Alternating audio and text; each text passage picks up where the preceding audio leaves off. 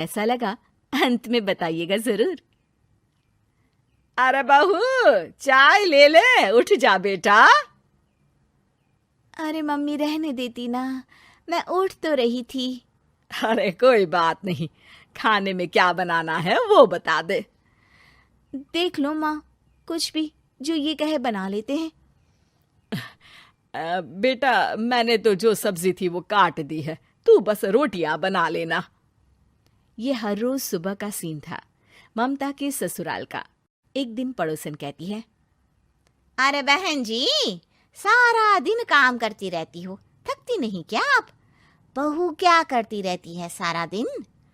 अरे वो भी कुछ ना कुछ करती ही रहती होगी। अब इतनी भी बूढ़ी तो नहीं हूं मैं जो बैठ जाऊं कि सामने काम पड़ा है और मैं बैठी रहूं। अरे लेकिन बहू की तो आदत खराब हो जाएगी जब सारा काम आप ही कर दोगी। अरे ठीक है ना, कम उम्र में हमारी भी शादी हुई थी। अब आजकल के पढ़ने लिखने वाले बच्चों को सारी जिम्मेदारी लेने में भी तो वक्त लगता है। बहू है तो क्या हुआ, मेरी बेटी की उम्र की ही है ना। एक उसे भी देख लो, चाय बनाने के सिवा आता ही क्या है। ममता से सारी बात करती है। हाँ मम्मी जी ही ज्यादा काम करती हैं, इसमें कोई दो राय नहीं है। लेकिन मैं भी क्या करूं, ऑफिस और घर के बीच जो वक्त मिलता है उसी में काम कर लेते हैं, है ना। दिन बीत रहे थे।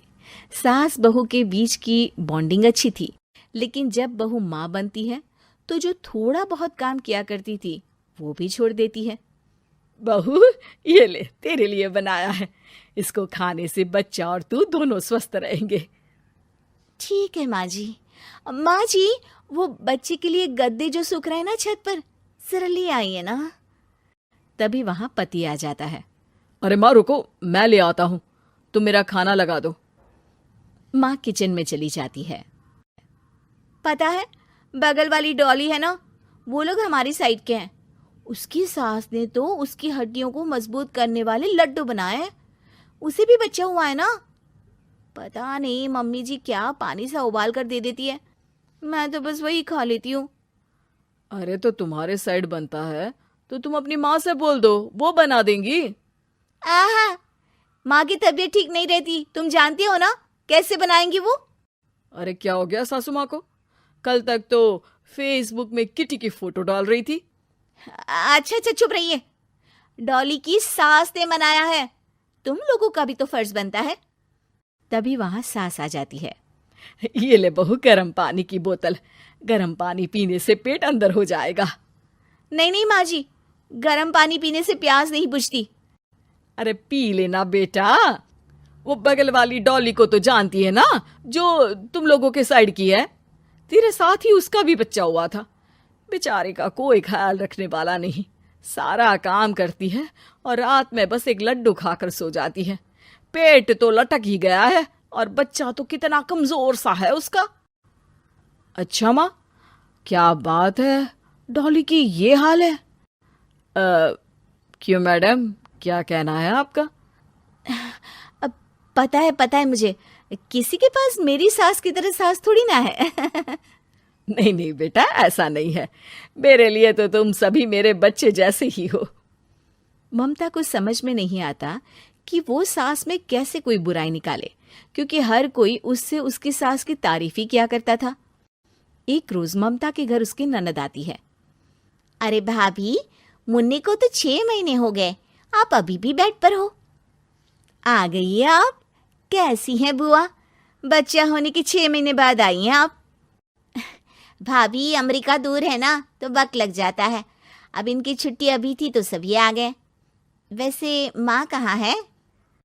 थकी हारी सास बेटी को देखकर खुश हो जाती है। माँ, इस बार तेरा वीजा तैयार है, मेरे साथ चलने को तैयार रहना। हाँ हाँ बेटा, मैं तैयार हूँ।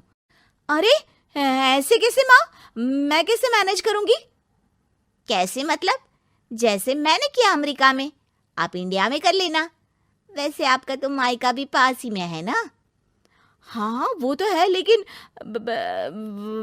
वहाँ माँ के पास वक्त नहीं होता। ईश्वर भक्ति में उनका सारा समय चला जाता है। भाभी, बेटी परेशान हो तो माँ का ध्यान आरती में कैसे लग सकता है?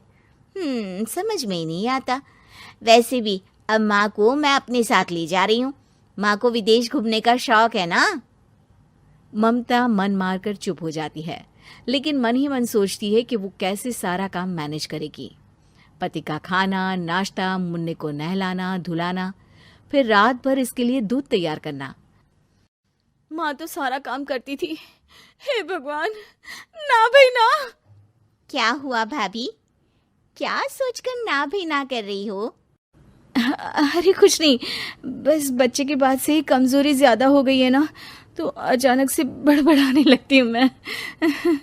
अगले दिन ममता अपनी माँ को फोन करती है। राधे राधे। माँ मैं क्या करूं, मेरी सास तो अमेरिका जा रही है बेटी के पास। अब घर का सारा काम, बच्चा, सब कैसे मैनेज करूंगी। तू आ जाना माँ कुछ महीनों के लिए मेरे पास। अरे ना ना ममता, मेरे बस की बात नहीं है काम धाम। अरे तू तो जानती है ना, मैंने तो तेरे भाई की शादी भी गरीब गांव की लड़की से इसीलिए ही की थी कि वो चुपचाप घर का सारा काम करे। वैसे भी अब तो आदत भी नहीं रही मेरी काम करने की। ममता को माँ पर बहुत गुस्सा आता है। ठीक है माँ, देख लूंगी मैं, लेकिन मेरी मुसीबत के वक्त आप मेरा साथ नहीं दे रही है, अब भूल जाना मुझे। ममता गुस्से में आकर फोन रख देती है और रोने लगती है, लेकिन बेचारी करे भी तो क्या।